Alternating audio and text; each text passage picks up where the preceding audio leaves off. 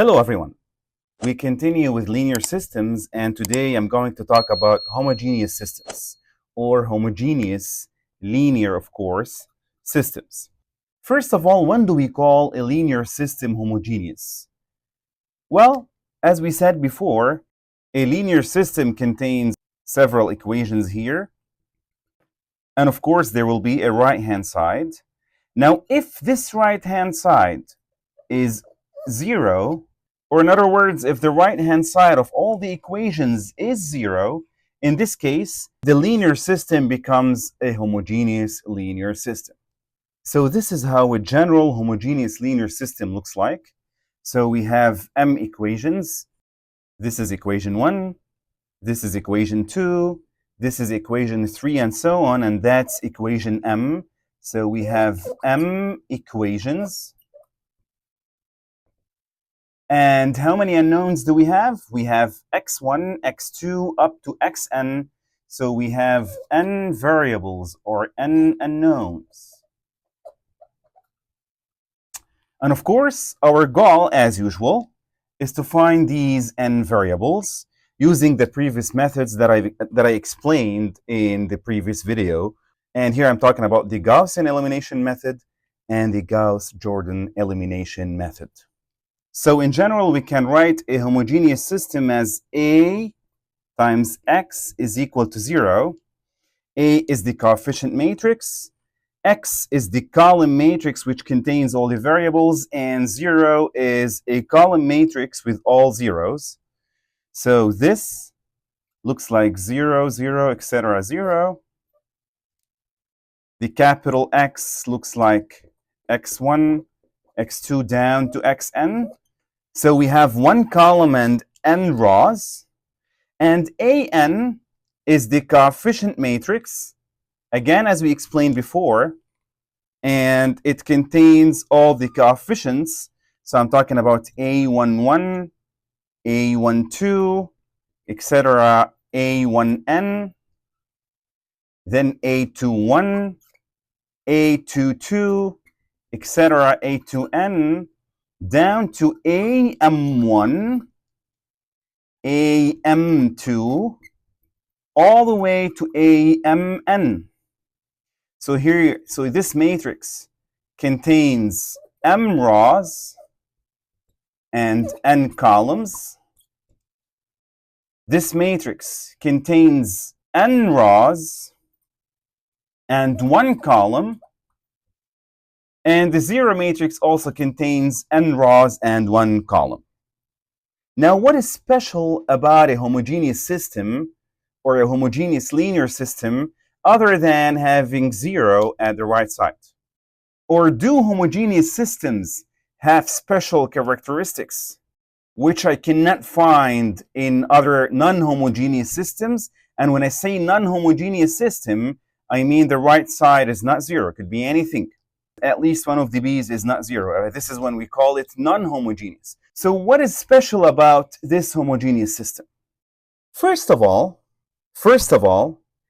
a homogeneous system is always consistent, no matter what the a's are, no matter how many equations I have. It is always consistent. Again, if you remember in the first video, we said that a system is consistent if it has at least one solution. I could have one solution, or I could have more. So in other words, I'm saying that a homogeneous system will always have at least one solution. What is this solution? Let's see together.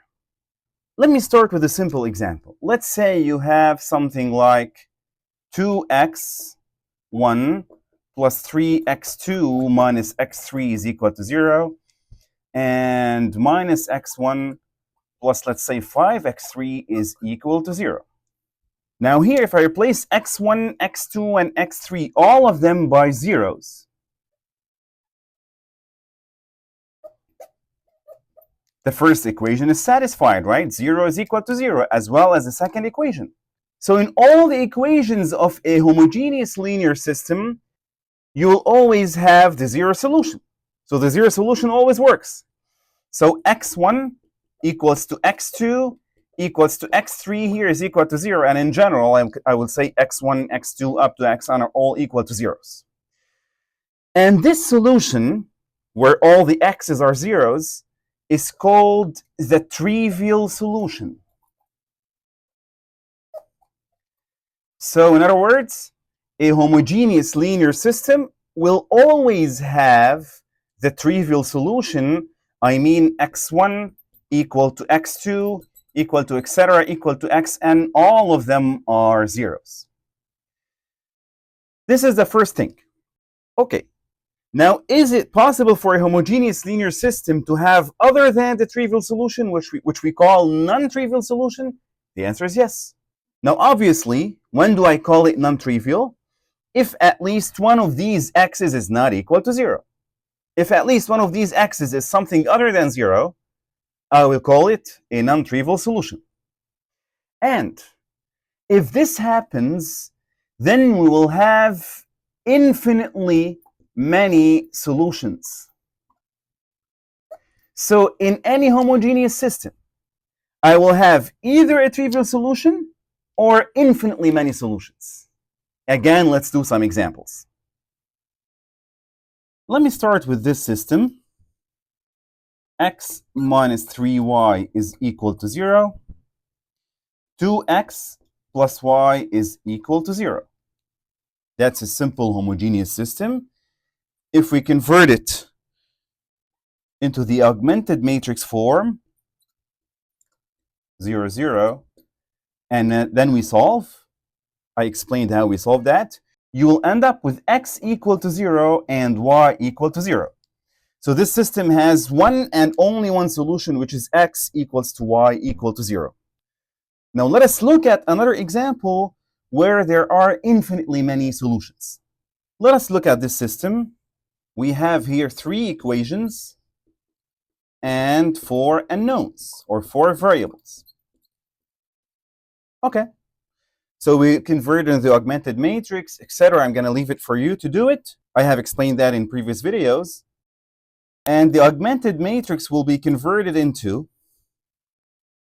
1, 0, 0, 46 over 83, 0, 1, 0, negative 15 over 83, and 0, 0, and 1, negative 55 over 83. This is homogeneous system, so 0, 0, 0. So this is the RREF of the coefficient matrix. And this is how it looks like when we bring it back to the linear system form. Now, again, as we explained last time, here there is one free variable that is x4. We assume that x4 is equal to t, and we can find x1 that is minus 46 over 83t. x2 is 15 over 83t as well. And x3 is 55 over 83 times t. And x4 is equal to t. So here we've ended up with an infinite number of solutions. And let us say something here. If you remember, we said that we have 3 equations and 4 unknowns, or 4 variables. So the number of the equation is less than the number of the variables. And in the case of a homogeneous systems, if the number of the equations is less than the number of the unknowns or the variables, then immediately right away I can conclude that we will end up with infinitely many solutions. So, in general, we said that any homogeneous system will definitely have the trivial solution. That's one thing. Second, we also said that if it happens that the number of the equations is less than the number of the unknowns, we will definitely end up with infinitely many solutions. I will talk about trivial solutions and infinitely many solutions, these two cases, in a minute. But let me just add one more thing here to this equation. So let us write the final solution in a nice way. we can actually write the solution in the form of a matrix. So I would say that x1, x2, x3, x4, that is equal to what? x1 is negative 46 over 83t. x2 is 15 over 83t. x3 is 55 over 83t. And x4 is simply t. Now, t happens to be in every single element in this matrix. It's multiplied in every entry. So in other words, I can factor this t like this. It'll be negative 46 over 83, 15 over 83, 55 over 83, and 1. All this matrix times t. And of course, what is t? Well, t belongs to R. So again, this is the set of all solutions of the system that we solved. This we can call the solution set. And of course, it contains an infinite number of elements. For every single value of t, I will end up with the solution and so on. I can also call this form the parametric vector form of the solution set. That is another way of calling it.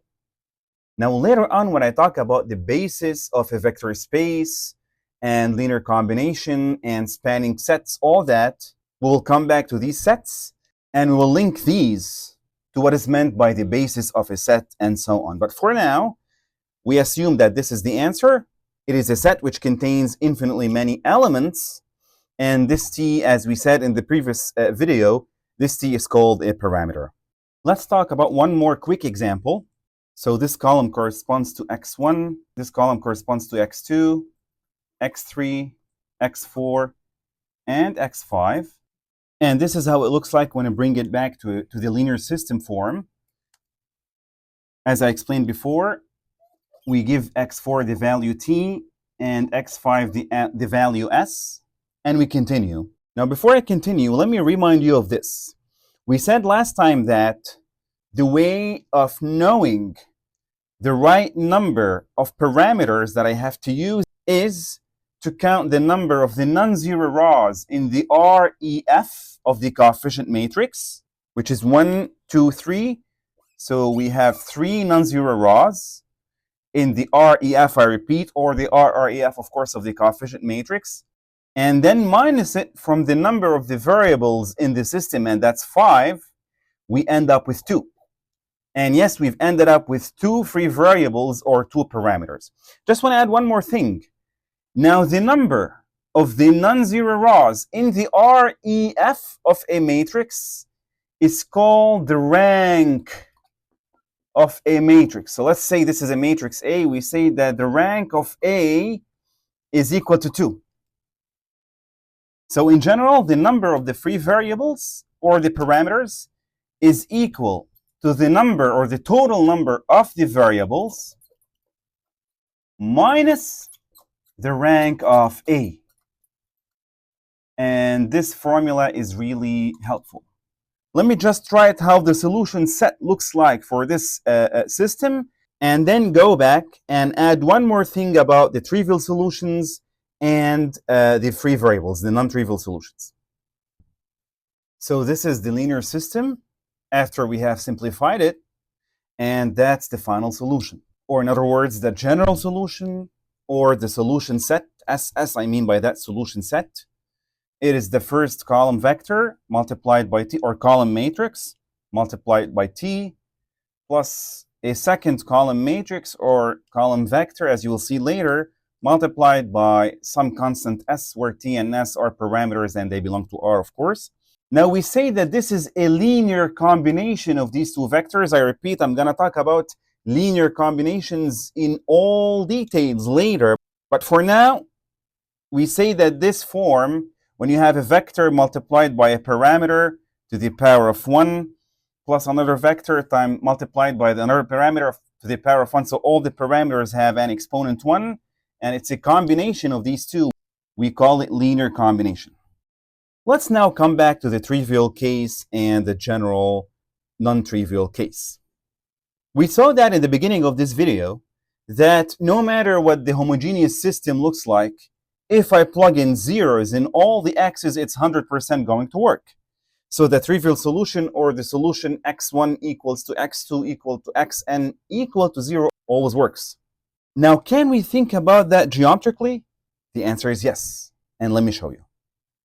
Let's say you have this homogeneous system, a1x plus b1y is equal to 0, and a2x plus b2y is equal to 0. Now, what are these? Geometrically, these are two equations which represent a straight line. So if we refer the plane to a rectangular system, let's say the first equation represents a line L1 and the second equation represents a line L2. So again, this is an equation of a straight line. So it's ax plus by equal to c, and c is equal to 0. So this means it passes through the origin. That's L1, as well as L2. L2 also passes through the origin. So what are we looking for in the system? We're looking for the point of intersection of these two lines geometry-wise, and it's of course the origin. So of course the trivial solution is going to work. Or another case, these two lines might be confounded. I mean, there are only one line, which means we have all the points on the line are solutions. So this is where we have infinitely many solutions. Same case in the plane. If I have a1x plus b1y plus c1z is equal to 0, and a2x plus b2y plus c2z is equal to 0, for example. Again, these are two planes which pass through the origin. So the origin, again, is definitely a solution. Or maybe the two planes might intersect at a line. So this is a line which is contained in both planes. And how many points are there in the line? We have an infinite number of points. So we have infinitely many solutions in this case. Or the two planes might be confounded again. So we also end up with a new solution, infinitely many solutions which form a plane. So in the case of the planes, again, I'm talking about homogeneous systems, of course, we will either end up with the trivial solution, and that's the origin, where all the planes only meet at the origin, 0, 0, 0, or they might meet at a line, which means we will only have one parameter, by the way. So if you have only one parameter or only one free variable, this geometrically means that the solution looks like a straight line. If I have two parameters, this means the solution looks like a plane, and so on. Last thing I want to talk about here in this video is this case. We said that if I'm given a homogeneous system with m equations and n unknowns, and m is less than n, in other words, the number of the equations is strictly less than the number of the unknowns, then we will have infinitely many solutions. Let me prove it for you. In order to prove that we have infinitely many solutions in this case, we need to prove that we will have at least one free variable, or at least one parameter. If I'm able to prove that we will end up with at least one parameter, this means 100% I will have infinitely many solutions. So how would I start? Let us start with the equation that I showed you, which is the number of the free variables, right? We said that what? The number of the unknowns minus the rank of A. And again, I'm supposing that A is the coefficient matrix. Okay. Now, what is the rank of A? Let me just do something here. So the rank of the matrix, if you have a matrix which has let's say m rows as our matrix here, our matrix A. If you do the REF of this matrix, you will either end up with some zero raw or some zero raws at the bottom, or not. If I do not end up with any zero raws in the bottom in the REF, then this means that we'll have m non-zero raws. So the rank of A in this case will be m itself. It'll be the number of the raws in the main matrix. However, if I end up with some zero raws and then I find the rank of A, of course I will not count the zero raws. In this case, the rank of A will be less than m. So in general, the rank of A will never exceed the number of the raws in the main matrix. It's either itself or less, right? So I can say that in general, the rank of A is always less or equal, either less, as we said, or equal if you have no zero raws, to m. And we're going to use this in our proof. Okay, so the rank of A is less or equal to m, but here I have a minus. So if I multiply both sides by minus rank of NA, minus rank of A, and minus m, of course the sign will flip and it becomes greater or equal. Which means that the number of the free variables will be greater or equal to, I'm going to keep n as is, and I will replace minus rank of A by minus m. Right? Because the rank of A is less than or equal to m. So minus rank of A is greater or equal to minus m, which means that the number of the free variables becomes greater or equal to n minus m. But wait a minute. Do we know anything about n minus m? Of course. Look at the given information. We know that m is less than n. So n minus m is strictly greater than 0. Always. Why? Because it's given, I repeat, right? Because we have n unknowns and m equations, and n is strictly greater than m.